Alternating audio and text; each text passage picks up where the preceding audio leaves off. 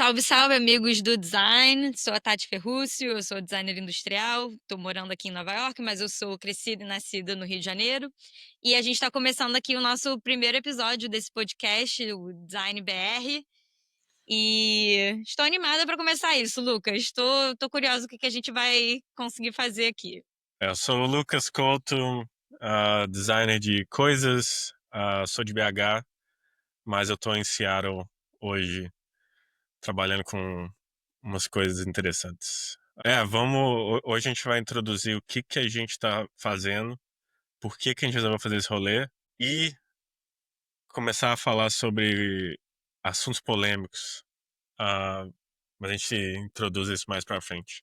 Então, para a gente começar, eu acho que seria legal a gente se apresentar primeiro para nossa audiência, né? Para quem não conhece a gente. Eu sou a Tati, eu me formei no Brasil, em desenho industrial pela Universidade Federal Fluminense. Trabalhei no Brasil um tempo com design, trabalhei em agência a maior parte do tempo. E daí eu resolvi fazer meu mestrado aqui nos Estados Unidos, né? Eu fui estudar na Rochester Institute of Technology, fiz um mestrado em design porque achei que tinha algumas coisas, algumas lacunas, né, na minha formação no Brasil que ficaram um pouco a desejar, e aí a RIT conseguiu preencher um pouco essas lacunas.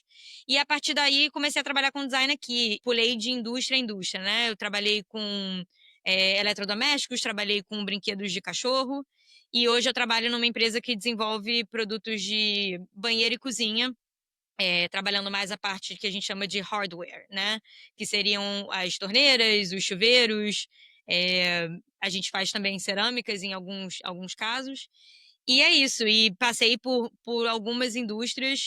Já estou trabalhando com design já tem quase 5 a 6 anos. E é isso. E aí eu vou passar para você, Lucas. Sua vez. Eu também formei no Brasil, quer dizer, a história é meio complicada de formação, mas eu estudei na UENG, bom tempo, em BH. Acabei trancando a faculdade, mudei para Porto Alegre, onde eu comecei a trabalhar mesmo com design de produto, design físico. Acabei formando na Unicinos, em Porto Alegre, fiz meu último ano lá. Mas eu trabalhei no Brasil também com consultoria, com o que a gente chama de consultoria hoje, né? Eu acho que no Brasil a gente, sei lá, a gente chama Sim. de estúdio, de, sei lá, de empresa de design, como a gente gostava de falar no meu último lugar.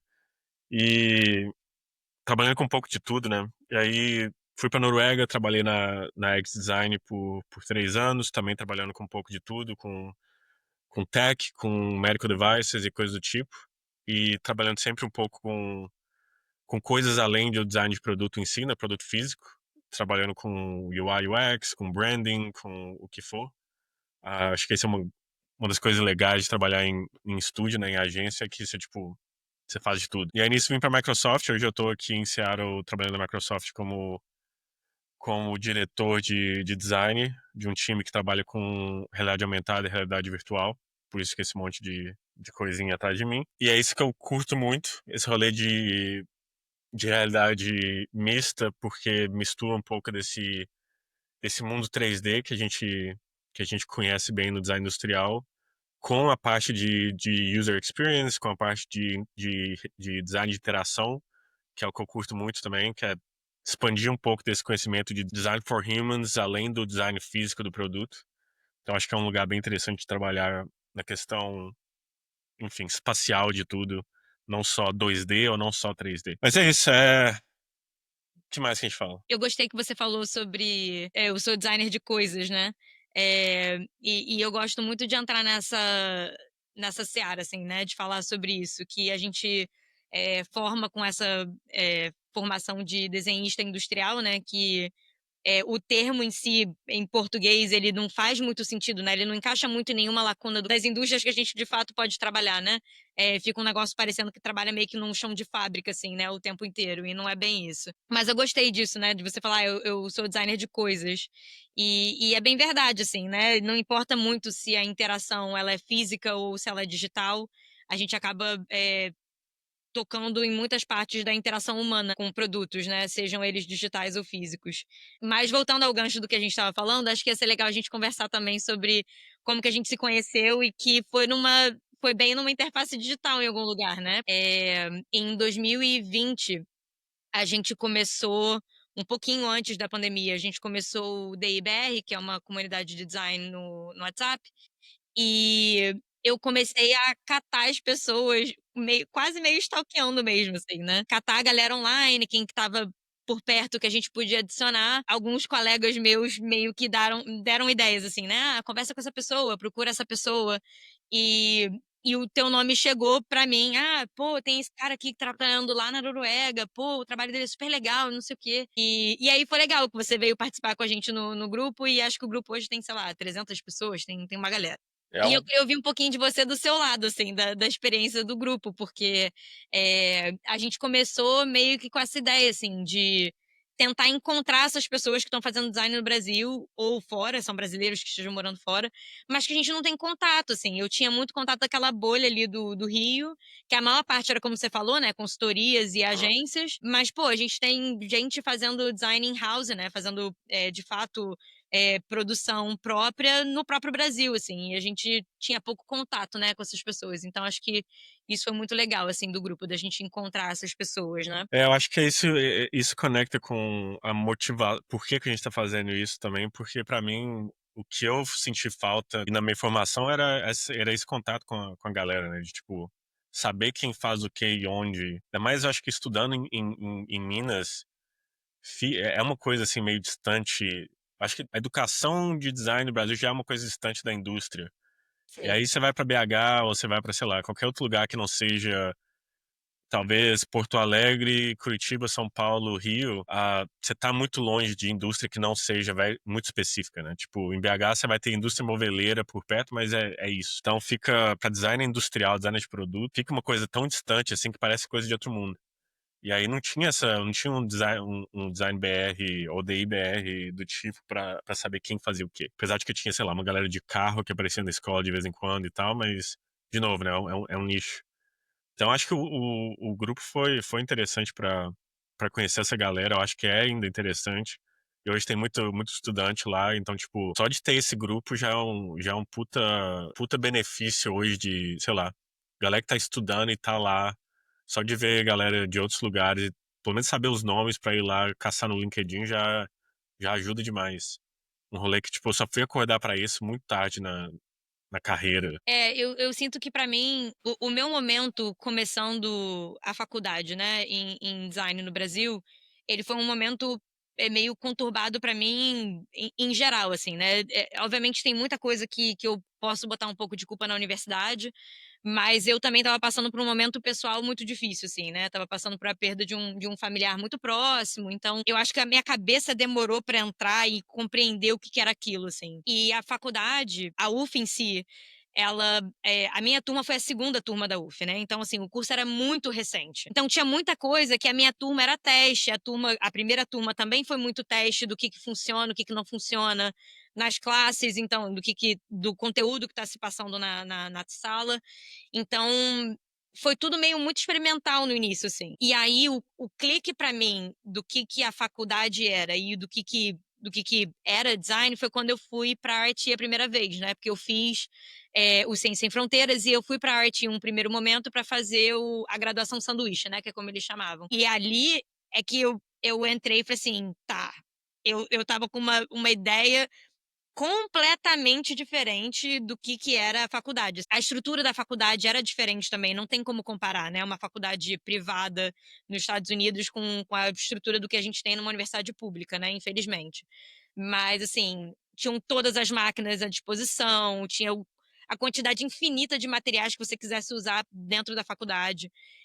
No momento foi até assustador, assim, de amadurecer muito rápido mesmo, né? De olhar o meu trabalho, conseguir ser crítica e falar, cara, isso aqui não tá bom, isso aqui não tá muito, muito além, muito baixo do que deveria ser, e compreender que eu precisava correr atrás, assim, né, em algum lugar. O desespero pra mim, na época da faculdade, foi perceber isso muito tarde, talvez. E eu acho que essa é a minha grande motivação pra gente estar fazendo isso, assim. Eu acho que é para as pessoas perceberem o que está faltando na graduação delas, né? O que está faltando dentro da formação da faculdade mais cedo. Conseguir reparar isso antes que depois fique mais difícil de ingressar no mercado de trabalho. Eu acho que é aí que para mim, eu gostaria que esse podcast atingisse, assim, que a gente conseguisse trazer essas referências, coisas que a gente viveu, outras pessoas que a gente admira também, né, que as pessoas podem seguir e olharem o trabalho, mas que esse acordar, ele aconteça um pouco mais cedo do que aconteceu pra mim. A minha motivação também é a galera que tá na escola, com certeza, mas a galera que tá começando também, que eu tive lá, né? Tipo, aqueles primeiros anos, diria que os primeiros muitos anos até, você ainda tá tentando saber o que que você quer fazer da vida, o que que te interessa no design, será que o design é o rolê que você curte mesmo? Como que eu vou dar aquele primeiro pulo, né? Tipo, o primeiro emprego é difícil pra cacete de conseguir, mas é aquele segundo emprego também é uma coisa muito mais estratégica que às vezes não entrou na cabeça o que que é, quando que é, olhando atrás, assim, tipo, o que que eu gostaria de saber naquele momento, naquele primeiro emprego, ou naquele segundo emprego que, tipo, talvez me faria chegar, que nem você falou, talvez eu acho que não me arrependo de nada na carreira ou das decisões, dos lugares que eu trabalhei, mas com certeza tem aqueles momentos que você fala, pô, se eu soubesse isso naquele tempo, talvez eu não teria passado por isso, ou talvez teria chegado naquele lugar que eu queria antes e tal. Então, é uma retrospectiva, acho, do nosso rolê, da nossa carreira e falar de design, falar com a galera que a gente curte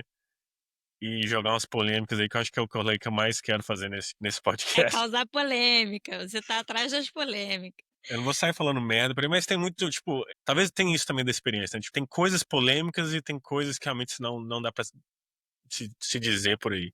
Sim. Mas acho que tem muita coisa que a gente tem que falar nessa indústria e sobre coisas da indústria mesmo, que a galera fica muito receosa de falar ou você também não tem contato também quando você tá começando, tipo, você não faz ideia de certas coisas, ainda mais, tipo, tendo trabalhado no Brasil, tendo trabalhado na Europa, tendo trabalhado aqui nos Estados Unidos, acho que dá pra ter uma visão geral interessante que talvez, sei lá, abra as portas um pouco pra galera, assim, pra alguns rolês.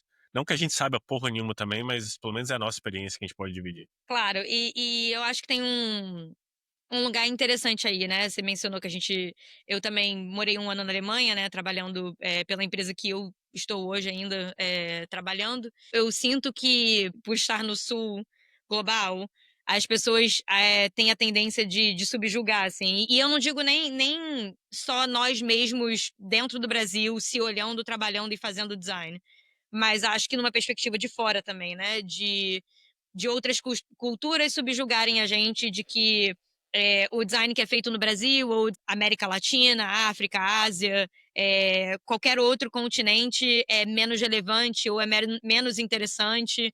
Quando para mim, assim, eu posso dizer sem medo de errar que assim a maior parte dos funcionários nas empresas que eu trabalhei, que são as pessoas que eu mais admiro, são a maior parte deles ou imigrantes ou funcionários brasileiros. Eu trabalhei no Brasil com design, né, trabalhei numa consultoria e, assim, as pessoas com quem eu trabalhei são fantásticas. Eu não teria medo nenhum de indicá-los para qualquer posição em qualquer país, assim. Em contrapartida, também já trabalhei em várias empresas aqui que trabalhei com pessoas ok's, medianas, assim.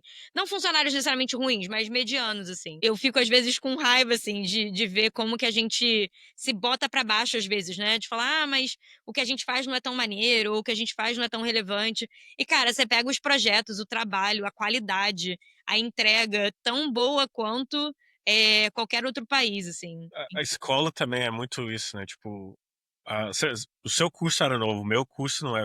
A UENG tem o segundo currículo mais antigo do Brasil de design, design Uhum. industrial. Acho que tem design industrial na UENG desde 1958, uma coisa do tipo. É É a só segunda escola é mais antiga? poucos anos mais nova que a ESE. Que é a EJA. Tipo, aquele currículo que eu estudei que eu comecei, sei lá, em 2011, é um currículo que era, sei lá, tem décadas de penso, de criação e tal. É muito aquele currículo Bauhaus, UME, de tipo, Sim. metodologia, história da arte, psicologia da forma, semiótica, esses rolês todos. E filosofia também e tal. Então, tipo, a galera reclamava muito da escola, assim. E, tipo, eu também tive meus momentos de reclamar muito do currículo e Uhum. tal. E eu aprendi depois, assim, de conversando com a galera, de indo para outras faculdades, sei lá, de dar palestra em faculdade na Noruega, ou aqui, ou conversar com com colegas que estudaram, sei lá, na Coreia, estudaram em, sei lá, Art Center em LA, estudaram em Royal College. Cara, o currículo que eu tive na escola, eu não trocaria nunca. Tipo, foi muito bom.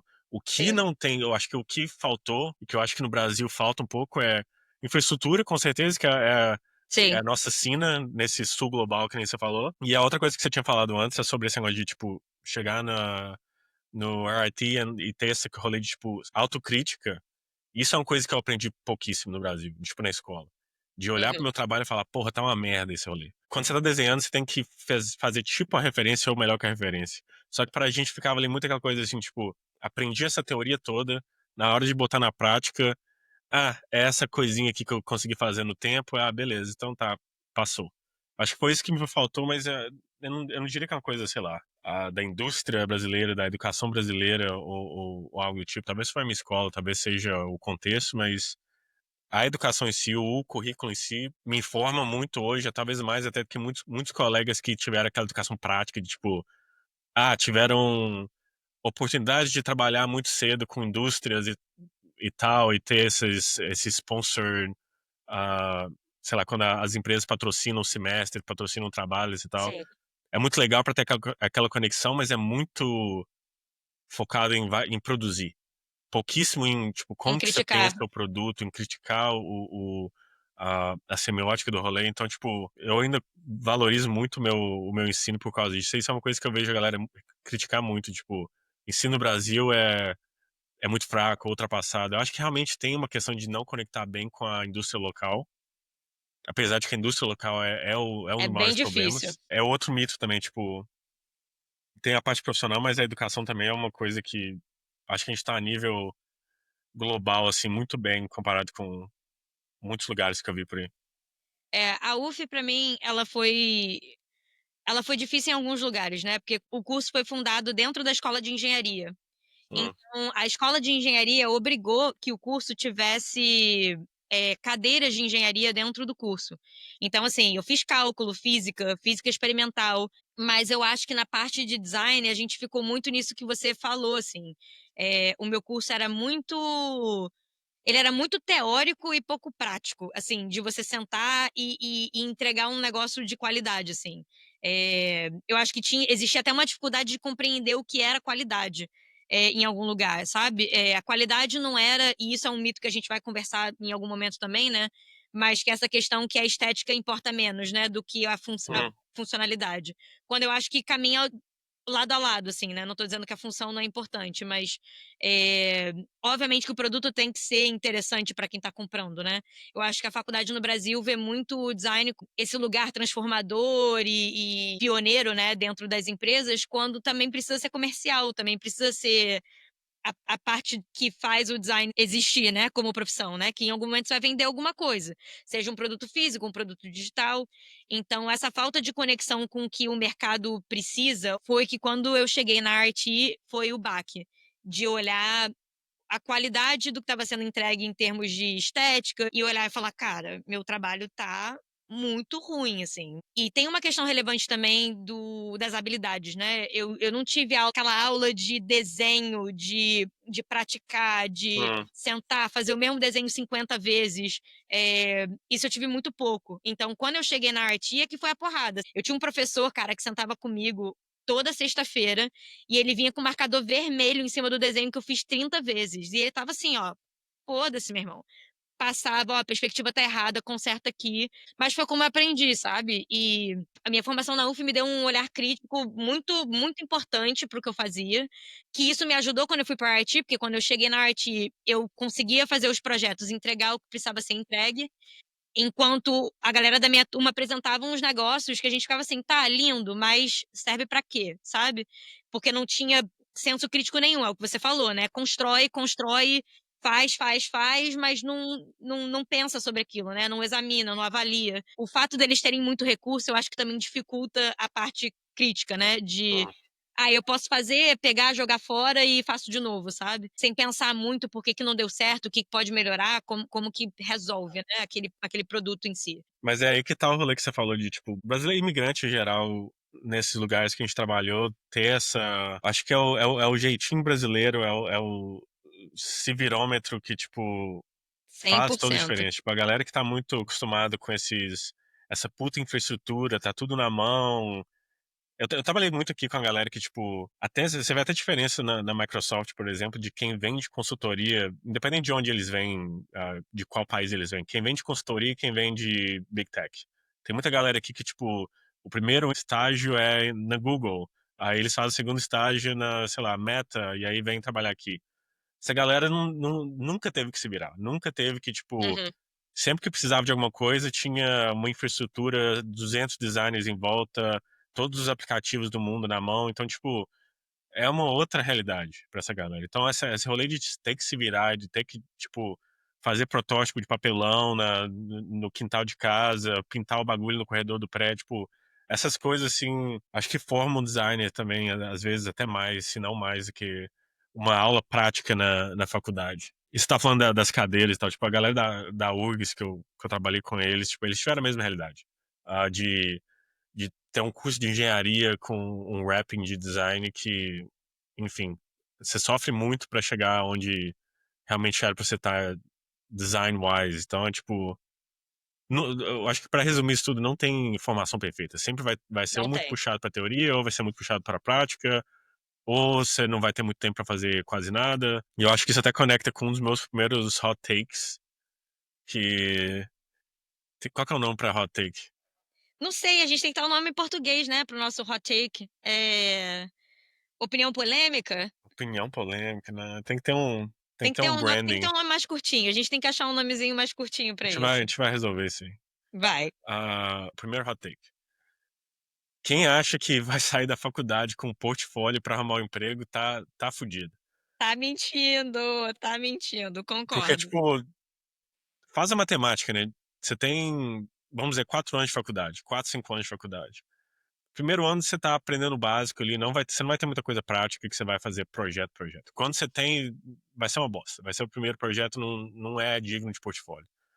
Então aí você fala o quê? Você vai ter segundo ano, bem ruinzinho também, mas você começa ali a fazer suas atividades mais práticas e tal. Mas você pega do terceiro ano pra frente, você vai ter o quê? Em média, um projeto por semestre, assim, de qualidade. Então a gente tá falando de talvez você vai formar com 3, 4 projetos que tiveram mais penso, assim, end-to-end.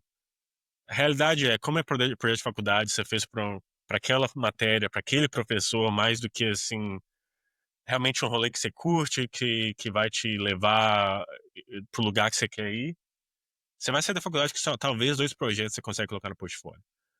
E se o seu desejo, se a sua vontade de trabalhar, sei lá, automotivo, e sua faculdade inteira ninguém pensou em carro, ou seu rolê é móveis e a faculdade inteira está fazendo mochila, não vai te ajudar. Então, tipo, design, infelizmente, é uma profissão 24, como é que fala, 24/7?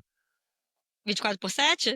Dá Será pra que a gente, galera fala 24 por dá 7? pra traduzir direto assim? Acho que sim, né? vinte e É quatro por uma sete. profissão full time, tipo, você vai ter que trabalhar com esse rolê o tempo todo. Então, tipo, é muito infeliz isso, é muito triste, porque eu trabalhei com muita gente que, tipo, não tinha tempo nenhum pra fazer nada. Tipo, a galera que trabalha 8 horas por dia, eu fiz isso também, sei lá, por um semestre na Uhum. faculdade, foi tenso. Trabalhar 8 horas por dia, estudar à noite, você não tem muito tempo. Só que eu tinha um professor sempre falava, tipo, o que que você faz de meia-noite às 8? Então, infelizmente, essa é a realidade do design. Então, tipo, a galera reclama muito você trabalha pra caramba, faz esses rolês todos e mesmo assim ainda, enfim, tem pouca oportunidade e tudo mais, mas eu acho que você tem que colocar na cabeça que você vai ter que, se você gosta de X, vai fazer X no fim de semana, vai pensar nas horas vagas, vai pensar na hora do almoço, tipo, como que eu vou fazer alguma coisa interessante, como que eu vou conseguir colocar no meu portfólio pra me abrir as portas nesse lugar. Faculdade não vai te dar isso. A realidade é essa. E eu tô generalizando, eu acho que esses hot takes vão ser muito assim, tipo, verdades absolutas, que eu sou muito contra também, eu acho que é meu outro hot take, mas tem que ter um pouco esse choque, assim, de tipo, velho, não acredita que a faculdade vai te dar um portfólio para arrumar um emprego, porque as chances são minúsculas. Eu concordo, assim. Eu acho que design infelizmente, é uma profissão meio ingrata, assim, né? Você não precisa apresentar o teu currículo para quem vai te contratar e você fala assim: "Ah, eu sou ótimo em fazer planilhas". E a pessoa vai olhar para você e falar assim: "Nossa, que bom, acredito que você é bom de fazer planilhas".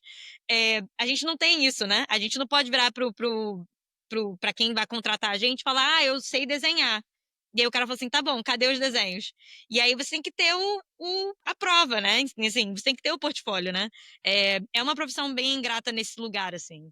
Eh, e eu concordo com você, ainda mais nesse início, assim, de, se formando e procurando o primeiro emprego ou meio que saindo do estágio, indo para o primeiro emprego nesse lugar, eh, sem dúvida, assim, é o momento que você vai estar com mais gás, vou ser bem sincera, é o momento que você É. tem mais gás pra, cara, sentar num final de semana, sentar num horário que não tem mais calmo do seu dia a dia, e pensar num projeto, pensar em alguma coisa que te interessa. Design é um pouco nesse lugar mesmo, é difícil, sim. Eh, Tem que ter dedicação e não tem outro jeito. Eu tento falar para as pessoas, tipo assim, todo mundo vem me perguntar: "Ah, mas como é que você desenha muito bem?". Falei: "Cara, é porque eu literalmente trabalhava, fazia final de semana". A faculdade nos Estados Unidos, toda sexta-feira a gente não tinha aula. Era um dia que eles chamavam de trabalho, né, o dia de Uhum. trabalho para você fazer tipo assim, um catch up nos projetos que você tinha, as coisas que você tinha que entregar para a faculdade. Cara, eu usava toda a minha sexta-feira para sentar a bunda e desenhar, assim, porque eu sabia que aquilo ali era o mais importante que eu ia precisar entregar algum dia na vida no trabalho. Enfim, falei bastante, né, passei por muitas coisas, mas é meio que nesse lugar, assim, de é uma profissão meio ingrata. Esse início ainda de que você tá fresco, começando, Uhum. é quando você vai ter mais gás, então usa esse gás para fazer o máximo que você puder, entregar o máximo que você puder, que isso vai pagar depois. Tipo assim, com certeza isso paga depois.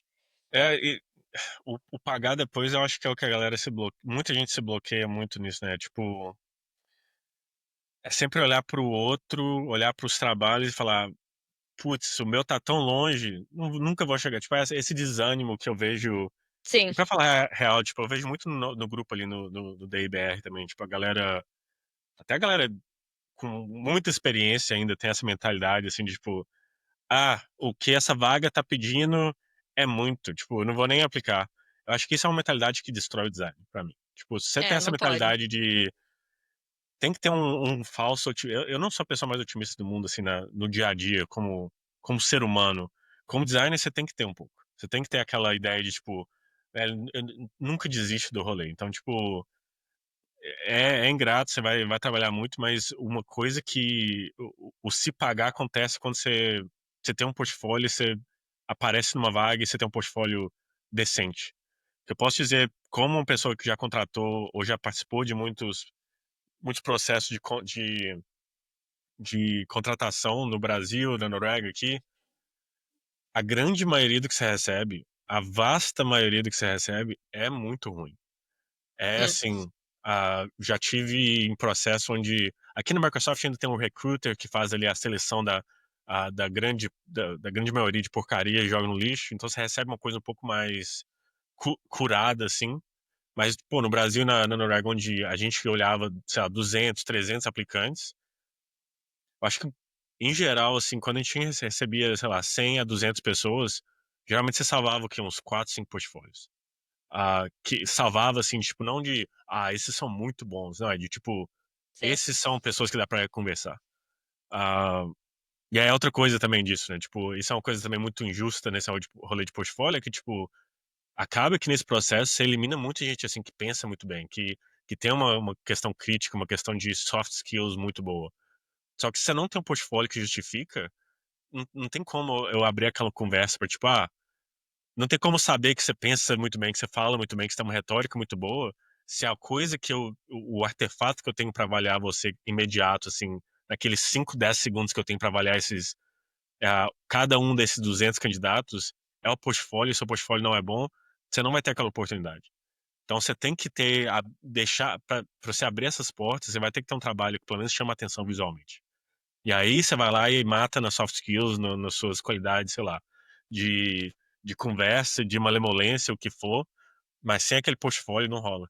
Só que você tendo aquele portfólio acima da média, você vai abrir muita porta, porque é o que eu tô falando, tipo, 98% das coisas que você recebe não são dignas de nem.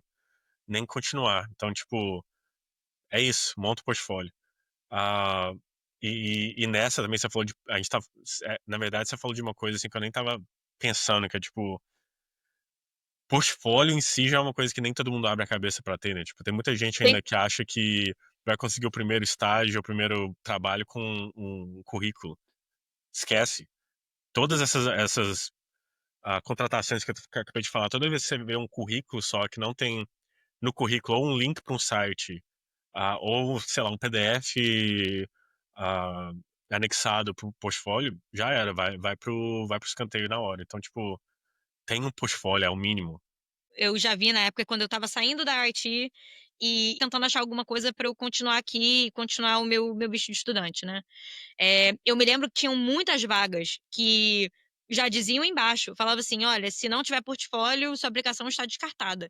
Então, assim, isso é muito verdade, assim. Eu fico pensando muito no cenário do Brasil, que essa parte do portfólio eu acho que ela é pouco incentivada, assim. Pelo menos Uhum, na UF era muito pouco, assim.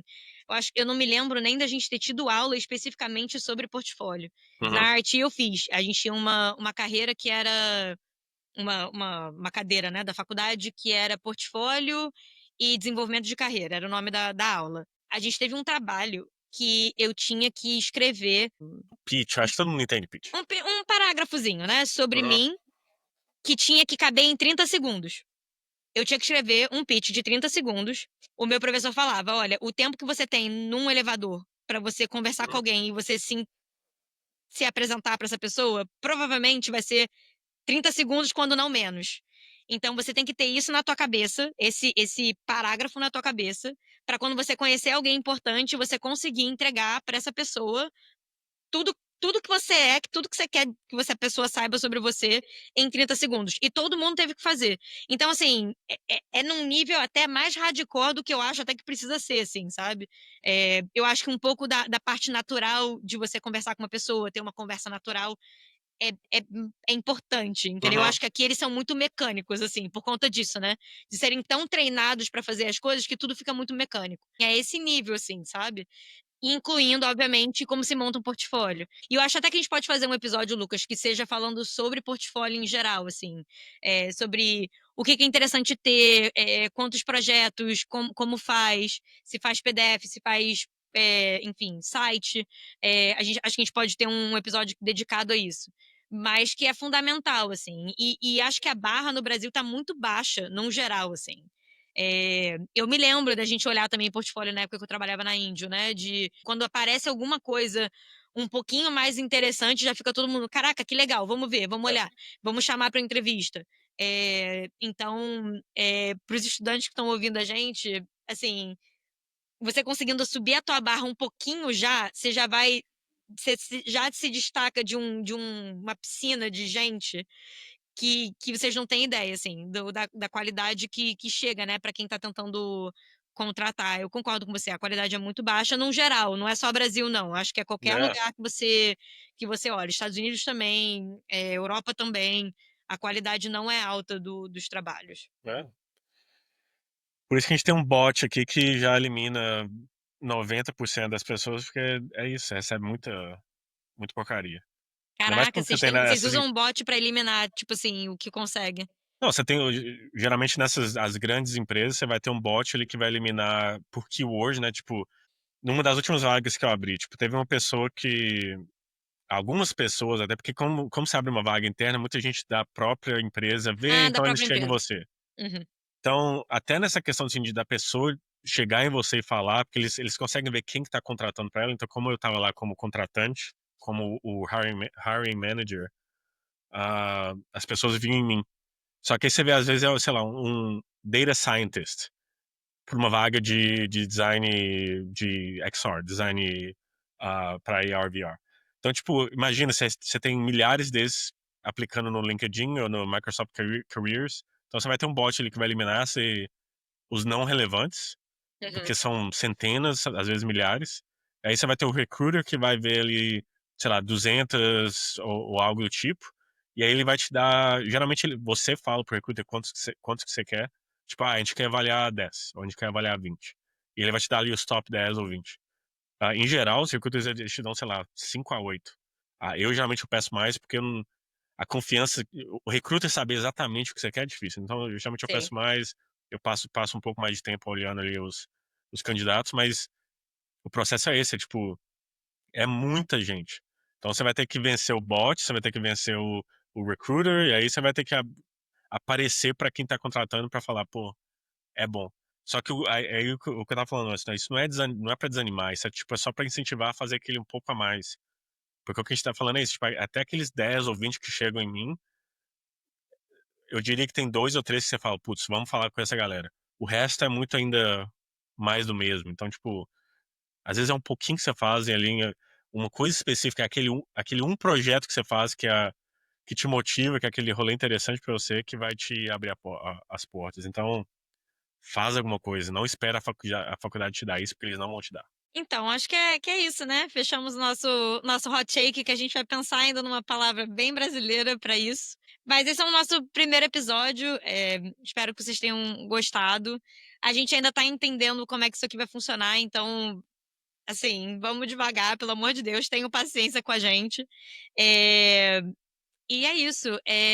Lucas, acho que a gente podia falar onde as pessoas encontram a gente, né? Também seria legal de passar, talvez, rede social, ou fazer um. Posso fazer um pequeno jabá do DIBR também, porque a gente está lá. É, Temos o grupo do DIBR, que é um grupo, uma comunidade no WhatsApp de designers brasileiros. Então, quem quiser participar, procura a gente passa o link do grupo, tem uma galera lá, brasileiros trabalhando com design, tanto no Brasil quanto no exterior. Mas, enfim, o grupo é ótimo, tem uma galera trabalhando com design em todas as áreas possíveis. Acho que é um pouco isso que você falou, Lucas, designer de coisas. Temos muitos designers de muitas coisas ali. E vocês podem me encontrar no meu Instagram. Meu Instagram é Reitate underline ID em português. Procura no LinkedIn. Já entra na mentalidade de networking. Não me procure no Instagram, procure no LinkedIn, Lucas Couto, você vai me ver lá, então Se quiser me usa encontrar no isso. LinkedIn também, estarei lá, É. Tati Ferrúcio. Ah, Bom, então é isso. Nos vemos no próximo episódio. Tchau, tchau. ah,